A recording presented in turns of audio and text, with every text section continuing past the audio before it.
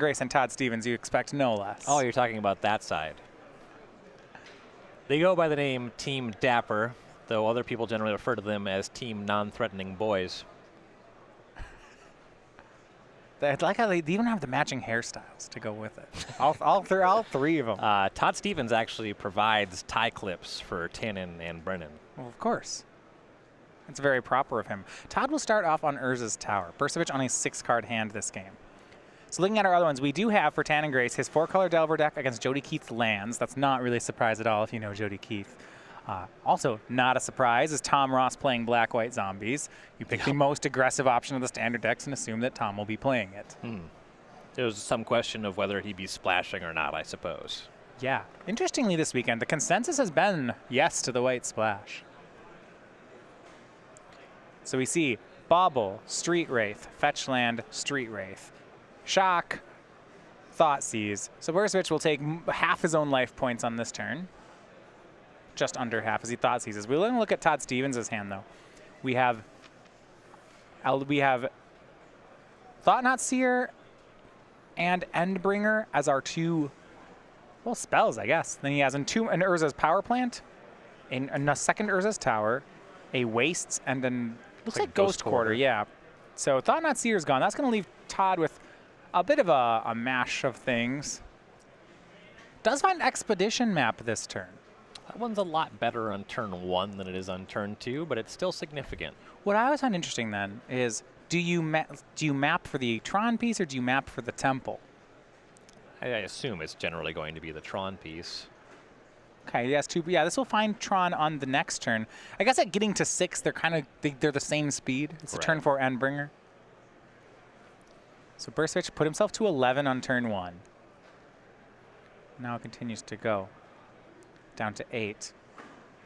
There's not much risk of going this low on life points in this matchup. I guess by doing this, there's a danger that if Todd just top decks Reality Smasher, Bursdavich could lose. Well, you know the card that Todd drew here. Right, it's got Expedition Map. So he'd have to draw it. Bursdavich will Fetch Shock Thoughtseize the Endbringer. So Bursdavich puts himself down to 6. Death Shadow does a real good job of blocking Reality Smasher. Yeah. And Todd draws the 3rd Tron piece here. Not really. I mean, so in previous iterations, Expedition Map was great because then in this situation it'd find you Eye of Ugin. In Todd's list, does he have a land that can turn into a threat? Over time, Seagate Wreckage. He has too many land in his hands to convert that before this Death Shadow kills him. Outside of that, his bullet targets are Cavern of Souls, but that doesn't matter here. It's really just lands that produce mana otherwise. Good heads-up play from Todd here, though. Instead of playing the Tron piece, because he has no payoff, he went for Ghost Quarter on Overgrown Tomb, which I actually really like. You can potentially shut Bursdavich off of some spells here. Yeah, there's just no benefit in making another land drop. Every card off the top of his deck is castable. But here comes a hit of 7. Todd down to 13, and it's going to be Grim Flayer and a second basic from Bursdavich. And just one copy of Grim Flayer in the deck, though his deck, he does have a few new ways to hit Delirium. One copy of Cast Out from Amonkhet in the deck. Do you think he ever casts it? I think he mostly cycles it, Yeah. but it's a totally reasonable spell to cast as well. That's really neat. Todd withdraws here. Looks like he's still on lands. Yeah, it just draws Urza's Tower. Let's say you're playing against one of the green forms of Tron. They cast a Wormcoil Engine. Cast Out's a nice one to have in that spot. Another Ghost Quarter from Stevens. Right now, Bursdavich only has, it looks like, 11 points of damage. A Street Wraith or a Fetch Shock could do that. Last couple of points. Street Wraith looks like it was the draw for Bursdavich, so we may be going to a second game. Could check Delirium here. Inquisition of Kozilek, that's fine. That adds sorcery. So sorcery, artifact, creature, land in Bursavich's graveyard. He has that Bauble, meaning Death's Shadow is a is a 9/9. Grimflayer is a 4/4. That adds to 13, and Bursdavich takes the win. Yep, checks out. It's the scariest part of Abzan Death Shadow is how they can Thought Seize you 3 times and then kill you on turn 4 in the same game. Right. They're not only stopping you from playing your game, but also executing theirs pretty easily from there. Yeah, it's when you look at a deck like Jund, right, which used to, Thought Seize Goyf, and you're like, oh man, it's so good. At least when I played Combo, I felt, well, all they did was like play a Goyf, right? So I got a couple turns to maybe, like when I play a Titan deck, Primeval Titan, I'd say like, well, they took all my things, but I have like 3 turns that if I top deck a Primeval Titan in these 3 turns, I probably kill them. Death Shadow gives you no such window. And Death Shadow, the card, is singularly responsible for turning a lot of these 3-color decks matchup against Tron way more positive. It used to be the case that if you were any flavor of Abzan, Jund, and Grixis, your opponent played Urza's Tower and you were in a pretty bad spot. But the Death Shadow giving you that faster clock is extremely significant in these kinds of matchups. So we're going to look at the sideboards. Todd Stevens down a game. Now remember, one thing you can say about Todd is he is an extremely practiced player. So does not show up to tournaments without a lot of games under his belt and a lot of plans for popular decks. So looking at his sideboard, got 3 Surgical Extractions, 2 Grafdigger's Cage, 2 Relic of Progenitus, and then 8 one-ofs. What do you think are our plan for the game? There's there's some Delirium cards and Traverse the Ilvenwald out of Bursavich's deck. He plays Tarmogoyf, so Relic of Progenitus seems pretty significant. Not Cage. Cage doesn't really meaningfully impact any of that, but the Relic at least will keep up on what matters out of the graveyard. Ratchet Bomb is a pretty solid answer to any number of Death Shadows. You can also tick it up to Tarmogoyf, Grimflayer, what have you. Right. Dismember has a short window, but it can matter a lot. Batterskull you can convert. If you're in a spot where your Eldrazi are smaller than Shadow, Batterskull can pull you out of that. All His Dust is reasonable. It can catch you up no matter how far you are behind on the board. Having the sweeper effect is pretty significant. I like the 4th Chalice a good amount. Only 3 in the main deck. There's a lot of 1-drops in this other deck. And Wormcoil Engine is also just this huge lifelinking thing that can always trade with Death Shadow and replace itself. So it looks like a lot of his sideboard is actually improvements going across it, Yep. So I guess then I might look at the cards that don't carry the weight in the main. I mean, these just seem like maybe upgrades. Yeah, over a lot of this stuff. I'm really not too into walking Ballista in this matchup. It's not going to kill much. No. I guess in theory, it can kill your opponent, so maybe you want to leave in some small number. But casting it on turn 2 is usually going to be pretty underwhelming. If you get it with Basilisk Collar, it could win the game. But that may be a little slow for this matchup, especially you need a 2-card combo and you need neither of them to get Thought Seized. Right. Yeah, that's probably too much to ask for. Right. On Austin Bursavich's side, got some Grafdigger's Cages, Fulminator Mages, Stony Silence, Collective Brutality, Lingering Souls, Nihil Spellbomb, Scavenging Ooze, Painful Truths, Ranger of Eos, and Liliana, The Last Hope. A lot of these cards fall into 2 categories. They're hate cards for certain strategies, and then they are cards that let him go bigger against removal. The go big strategy, not terribly relevant in a matchup like this. A lot of players, if you're newer to Modern, you might reach for Fulminator Mage because this is a Tron deck, the lands matter. Yeah, that sounds good. It's not that effective against the Eldrazi Tron deck, unless you can already pull significantly ahead because they can just have these Eldrazi Temple games. The slam dunk here is Stony Silence. It can start off a lot of the stuff that Steven's deck is doing. Expedition Map, Mind Stone, stuff like that. Walking Ballista potentially. But turning off Expedition Map is... Todd Stevens says that Stony Silence is one of his least favorite cards to play against. All right, players are underway here for the second game. Bursavich, we see from Todd Stevens, a turn 1 Expedition Map off Eldrazi Temple. Bursavich is going to cycle 2 Street Wraiths, Shock, and Thoughtseize. So that is dealing 8 damage to himself, putting himself down to 12. We'll look at Todd's hand. He has a Ghost Quarter as his only other land here. But in addition to that, he has a Ballista. Those actually have stayed in, it looks like. A Karn, a Thought-Knot Seer, and then a copy out of his sideboard of the Relic of Progenitus. Relic and Thought-Knot Seer are the most immediately impactful cards out of this hand. If you take the Relic, then a Thought-Knot Seer is likely to happen to you in 2 turns. If Todd peels Eldrazi Temple, it could happen on the following turn. Karn is the most impactful card long-term, though for now it's not a huge concern, though Thoughtseize might be Bursavich's only way to really deal with that.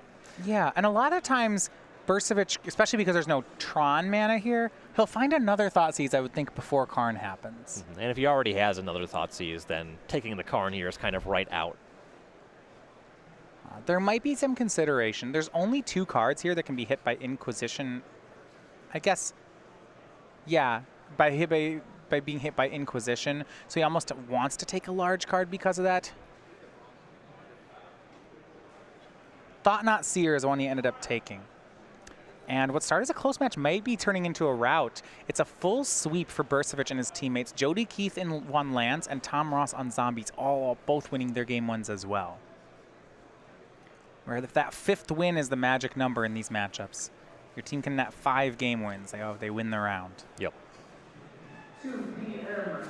Standard Challenge Fighters. On his turn, Todd makes his land and says go. It looks like we have another Thoughtseize coming from Bursdavich. He goes to 8 to do this. Shocks with his land drop, casts Thoughtseize. Endbringer was added to the hand for Todd Stevens, so it's more heavy hitters here. And if Bursdavich does not have a Traverse or a Tarmogoyf in hand, then he can kind of shrug off the Relic of Progenitus. Endbringer and Karn Liberated both represent pretty serious threats. Well, it's interesting here. So, because Todd's lands are Eldrazi Temple and Ghost Quarter, I don't know if he can cast Karn this game. Like, how's he going to get to that kind of mana? Yeah, he's 3 Tron land short of a set. Endbringer is way more castable, especially if you think this map is going to go find another temple. Yes. Because Todd has no 3rd land drop, he has to crack map this turn. I mean, he can't just, can't really wait on it. And I'd assume, given the board, he's going to get another temple. You see, though, Bursdavich does take a copy of Relic and plays Death's Shadow. It is a 6/6. It looks like Bursdavich actually at 7. Yep. And there's no way that Todd will be able to cast either Karn or Endbringer on the following turn, the Karn potentially ever. So Bursdavich going for the Relic, that's fine, at least for this turn. He won't get hit by the Endbringer for this 1 turn cycle for sure. And if he has something like a Tarmogoyf to follow up on the following turn or a Traverse, that's going to be online still.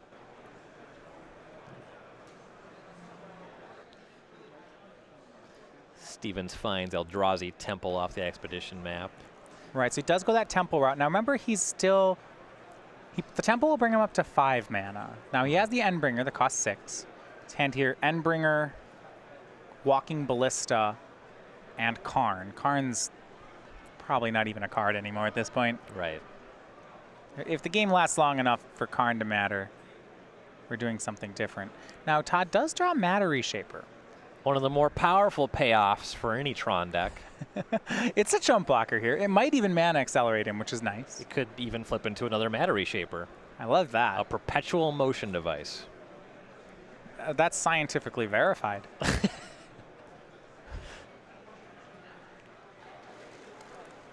So he'll cast the Matter Reshaper off the top, says go. Gets to leave up Ghost Quarter. We did see from last game, it's pretty stock that Austin plays 2 basics, a Swamp and a Forest. Last game, Todd saw them both. He knew that once they were both in play, he did Ghost Quarter one of them, and Austin didn't have anything, so you should assume those are all the basics. Right. And that's just generally going to be true of Death Shadow decks. They want to apply pressure to their own life total. Basic lands don't achieve these goals. Sometimes you see a second Swamp, but that's pretty rare. If you're particularly afraid of Blood Moon. Yeah. Looks like there is an Abrupt Decay in Bursavich's hand. He could attempt to clear out this Matter Reshaper. It's not... I don't know if that card's getting any better. Yeah, it's largely going to be in here to deal with Chalice of the Void. None of those have materialized. So a fetch land in play for Bursdavich. He'll swing with Shadow. I'm trying to decide if he wants to block here. There's some appeal. He has Endbringer in his hand. If he'd like to get 2 shots at land number 6. It's also the case that if he blocks with Reshaper, finds land, cast Endbringer, then the Endbringer is vulnerable to Liliana of the Veil. Sure. So in that case, he'd want to keep Reshaper in play and just needs that top card to be a land. Maybe the best play is to black with Reshaper, flip a Reshaper, and then draw the land. That is, I'm into that one. That's a good play. He is at 20. So Todd has some life points to give away. Right now, it is 6 damage that he would take. It could be more. And you're right, there is a Liliana of the Veil. So it looks like Todd took a hit off Death Shadow. Austin might be pumping first. I'll be interested to see if he actually... If he wants to go for the full fetch shock here. Yeah, he's going to get a basic as he goes down to 6. 6 is 9, so Todd will take 7. There is some risk, right, of Todd just top decking a Reality Smasher here. If Austin were to have gone lower, right, he could lose to that. Austin has inflicted all 14 points on his own. He fetched for a basic and just said go. No Liliana. He's leaving up Abrupt Decay to deal with Matter Reshaper. Let me go back to Todd.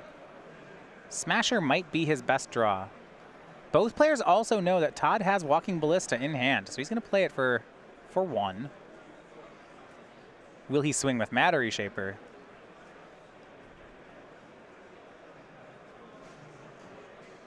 It didn't block last turn. If you feel like it has to do one of them, right? If it wasn't blocking, it should be attacking, and Todd's going to make that play. This forces Bursdavich to consider your Reshaper on the following turn if it's able to connect. Looks like he was holding up that Abrupt Decay to deal with it, so it'll decay the Matter Reshaper, flip a card. Urza's Power Plant. It's Todd's first Urza piece, but it is land number 6 for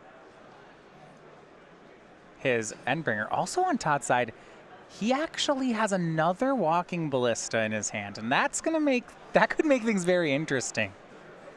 Yeah. Austin's at a low enough life total. So Todd's got to decide, is it time for another Ballista on 1? And the answer was no. I'm a bit curious about that. And one thing about main phasing that first Ballista, if he attacked first, he'd be able to cast this Ballista for 2. The way things are playing out, he's kind of leaving mana on the table. Yeah, so you're thinking if he wasn't going to commit a second Ballista post-combat, then you might have attacked first. Right. Yeah, I do think this cost him 1 counter on his Ballista. There was a bit of missequencing there. This is something, I think Todd Stevens is one of the top players here on the tour. He's not the master technician of the tour. He's the master deck builder. So sometimes he'll miss a point here. He more than makes up for it in having phenomenal deck lists. So here's a swing from Bursdavich. Todd is actually going to take damage again. He goes down to 6.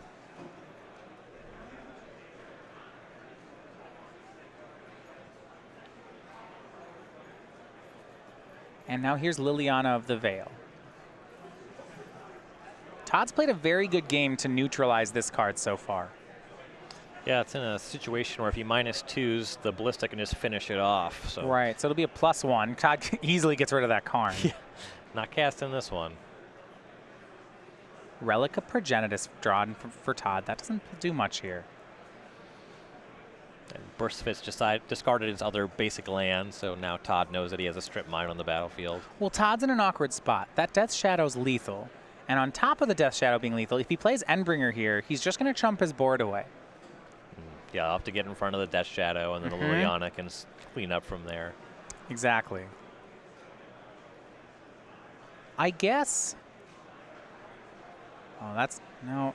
Well, here's a thought. His Ballista could attack Liliana, put her to 3.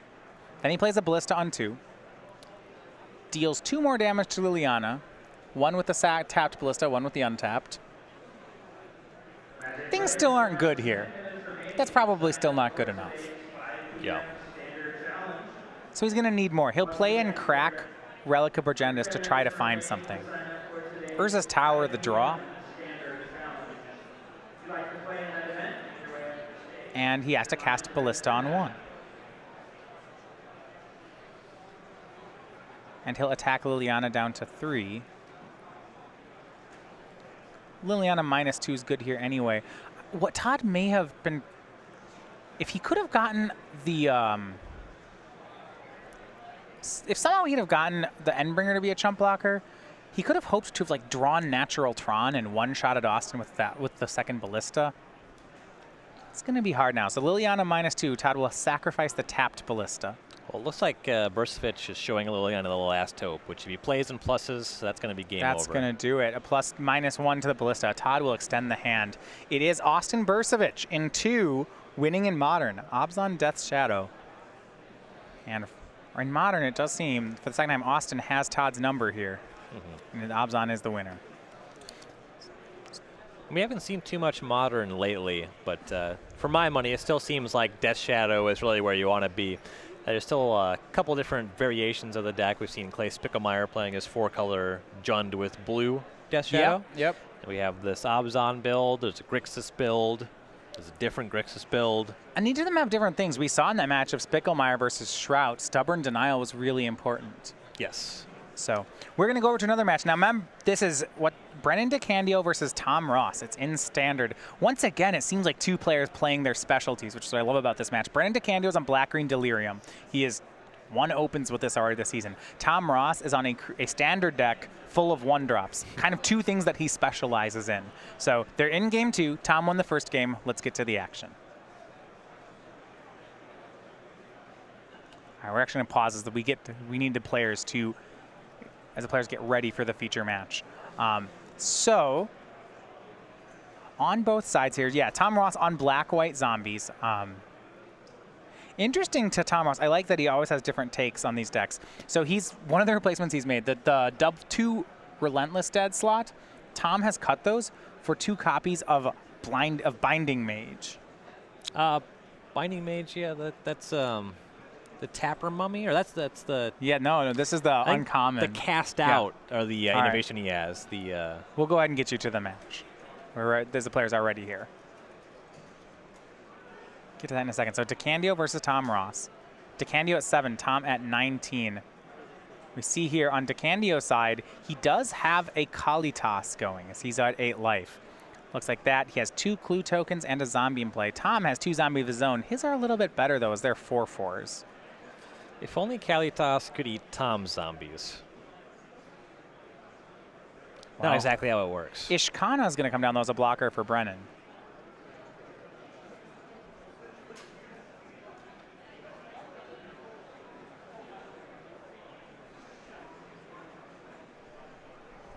All right, so in the game here, are we going back to Brennan Decandio, now untapping with enough mana to activate Ishkana Graph Widow.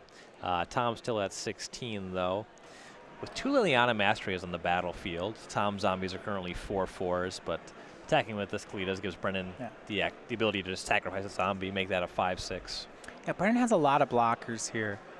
One thing that has to watch out, so we mentioned before the Tom's XR is 2 copies of Binding Mummy. That's a way that I guess Tom could tap out Brennan's blockers in this sort of situation. Take a bit of work through this many spiders. Activating of Shambling Vent for Tom Ross. Brennan will Fatal Push it. Gets a zombie. Kalitas still working here. This is looking like it might be a win here for Brennan. He's trying to stabilize with blockers and doing a pretty good job of it at the moment. Well, this only gets through 1 of the zombies, right? Well, what he did there is he blocked. The double mastery. So Kalitas traded with 1 of the zombies.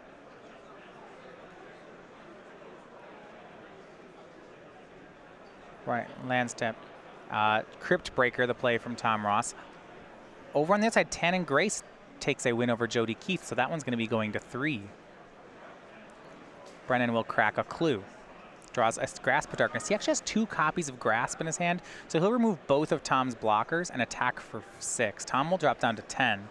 No creature lands in play for Tom either, as Brennan adds a Vessel of Nascency. So this is a 1-turn clock, right? A swing and an activation will do it. 6 on the attack, 4 on the drain. Tom sees it too, and he picks up the cards for game number 3. Yeah, just 2 basic lands in hand at the end there for Tom.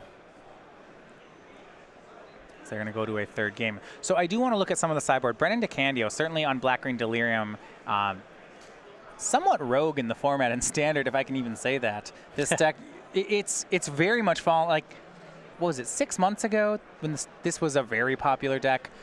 Brennan has stayed with it quite a while. We see very little of this right now in Standard. He's pretty much the only person I know that plays it. Yeah, we see some, like, the Black-Green took a very aggressive take, but Brennan just didn't follow it there.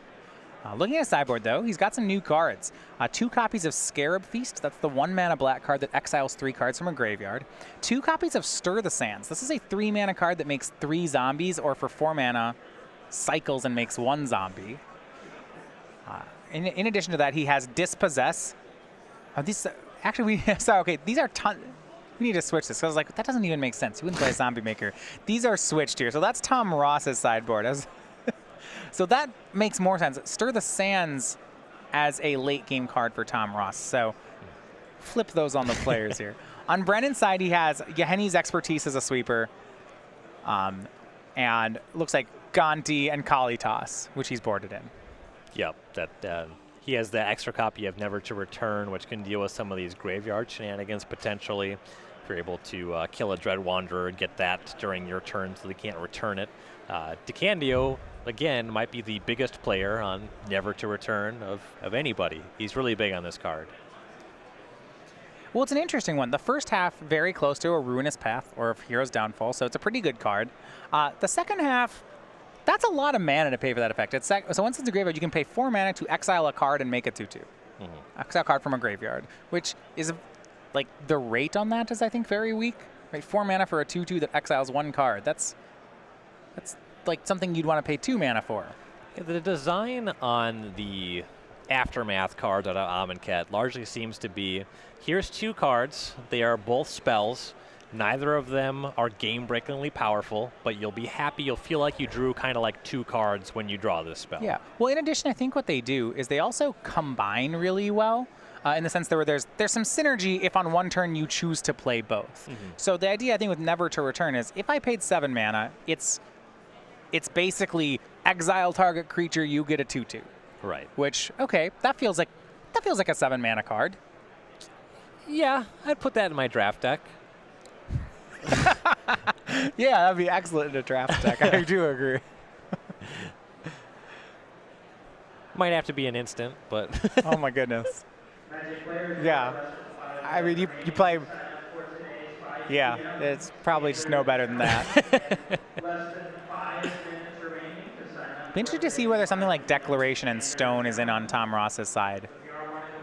That extra push to stop Brennan from stabling with a card like Ishkana. yeah, being able to clean up those spider tokens can make a huge difference.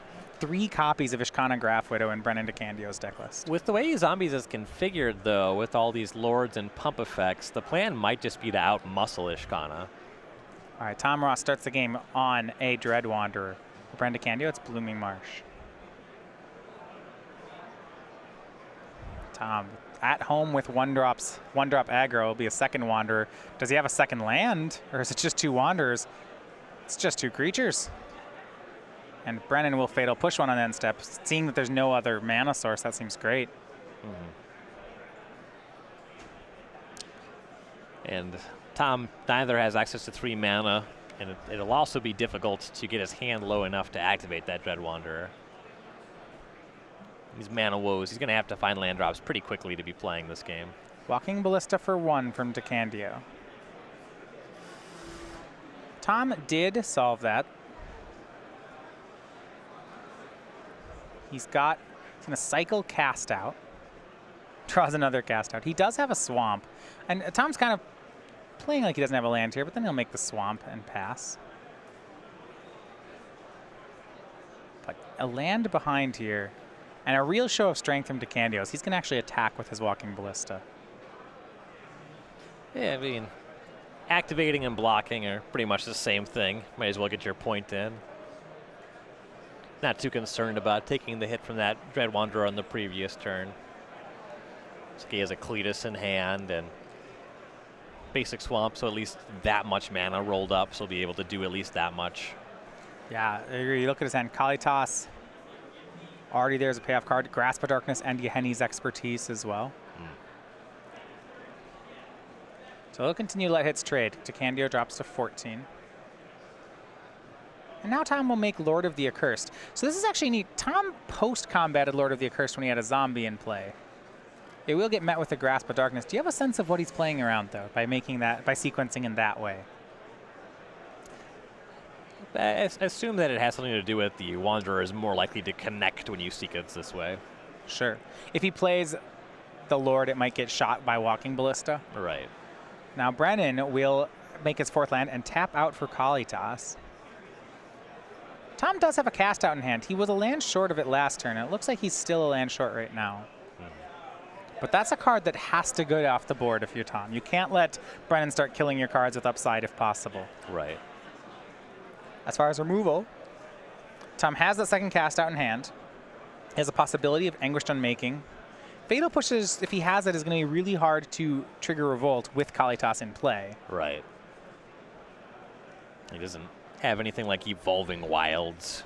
Right. And you see Tom in a bit of a predicament as he turns to teammate Boston Bursdavich. If Brennan wins this game, it'll come down to Tannen Grace and Jody Keith. Tom cycles that cast out. And that was a really aggressive play there. That was his only, by cycling his one answer to deal with Kalitas. He was really going for something specific. He just passes now. If at all possible, he would have liked to have dealt with it on this turn, but the black-white build Has trouble with that. He's not playing Grasp of Darkness. Well, and this is, I mean, there's just a great play on board for Brennan. He can put a mana into his Walking Ballista, kill the Dreadwander. That looks like a great turn. Yes. It's a good enough turn that Brennan might think it's a trap. But he's in a strong position. He'll just make the play. Ballista becomes a 2/2. Here's a tap land. So might as well remove the blocker. And Brennan trying to think, if this is a trap that Tom's setting, Tom's certainly a player who would set a trap. What could it be? Right. Like, I guess Fatal Push makes sense here. Tom would lose the zombie to answer the Kalitas. And because of that, Brennan's actually just going to pass. This is a really good line by Brennan.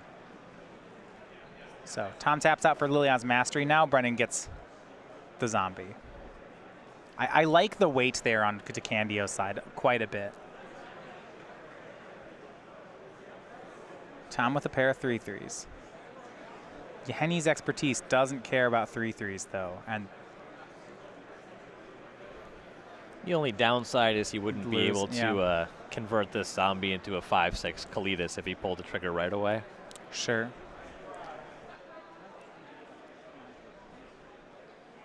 But he's still in a very solid position here. Yeah, now keep in mind, if those 3/3s die on Tom's side, those don't get reanimated. Kalitas only reanimates non-token creatures. And I guess on Brennan's side, he's not under duress. You know, he can just land go. He's probably a favorite from that spot. Still at 14. The 3/4 lifelinker is larger than the 3/3 zombies. And land go is basically his play. He does main phase, put a counter on Ballista, doesn't in case some sort of removal spell would happen. And now the game's going to get interesting. Tom with a 2nd Liliana's Mastery now has upgraded his pair of 3/3s into 4 4/4s. They're now big enough to swing past Kalitas, and Brennan's going to have to do some thinking here. They also no longer die to Yahenni's expertise. Yeah, that's true as well. I mean, Walking Ballista could help that along, but here's a swing for 8 from Tom Ross. This is a serious spot. And Brennan would have to preemptively ping a couple zombies, then expertise through some more. It's not great. And he won't have the mana to put another counter on the Ballista on the following turn before he expertises, so it can only deal with 2 zombies. Liliana's Mastery in multiple is a really scary card. Yeah, it's the sort of card that I know when a lot of players first saw it, they thought, oh, whatever, limited card, but it has really demonstrated that it's a very powerful constructed Magic card. Brennan blocks a zombie and it looked with the Ballista and looks like chose to shoot the remaining damage upstairs.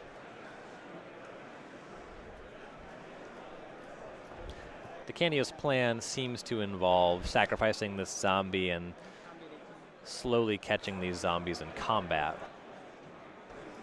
Yeah. To go back to Brennan's main phase, we'll check on life totals here. I think Tom taking some Ballista damage, but things have gotten tougher for Brennan in a game that looked like it was his for the taking. Decandio's hand is Grim Flayer, Yeheni's Expertise, and it looks like a Vessel or a Traverse.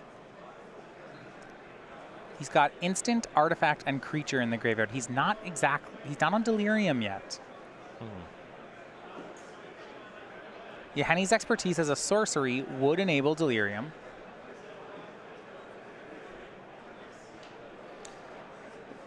Wouldn't do too much otherwise, though, is the problem. Right. Now with that Ballista off the table, all that does is shrink the zombies for the duration of his turn. So it looks like what he's trying to do is he wants to set up Kalitas to be a 5/6 lifelink blocker, and he's hoping Tom can't remove it. Right. Tom Ross, though, 4 cards in hand. He also has Lord of the Accursed. Make his team into 5/5s. It's almost enough to be lethal this turn through the block. Dark Salvation, a huge play from Tom Ross. Makes 2 zombies. It would kill Kalitas. Even if Brennan tries to sacrifice a zombie to it, it still dies. Yeah, you would have to get rid of some of Tom's zombies to stop that from being the case. And this is just so strong. Tom's supposed to be playing the aggro deck, and he had no threats going into turn 5, and that he can actually out mid-range Brennan's mid-range deck is a real impressive thing coming from zombies. You know, the part of the game where you slam mythic rares on turns 4, 5, 6, that's when Brennan's supposed to be winning the game. His deck's supposed to be excellent at that. Tom's keeping pace. And this is a lethal swing if Brennan can't do anything. Blocks 2 zombies, takes 8, goes to 2, does Brennan.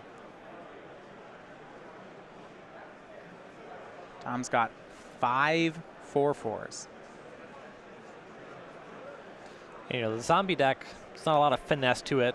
It's a lot of cards that are zombies or reference zombies. They just sort of hit the critical mass for enough cards that were on average really good relative to the format and combined to be even more powerful. You know, when you see these decks, and I do want to really still, though, show where Tom Ross has strength. Some of the skill then in playing it, you saw, well, first of all, cycling the second cast out. There's some decisions there on Tom's side. Also, what you'll see a player like a Tom Ross or a Craig Wesco do in this situation is when they choose to attack and play their land, they sometimes can like represent strength and weakness to try to make certain blocks or certain attacks favorable in really small ways. And Tom Ross did just that. It's going to win the game, and for his team, it's going to win the match. Keith, Bursdavich, and Ross will win on the backs of Standard and Modern. Yeah, what you're saying, Tom did get in a couple attacks, some chip shots with the Dread Wanderer that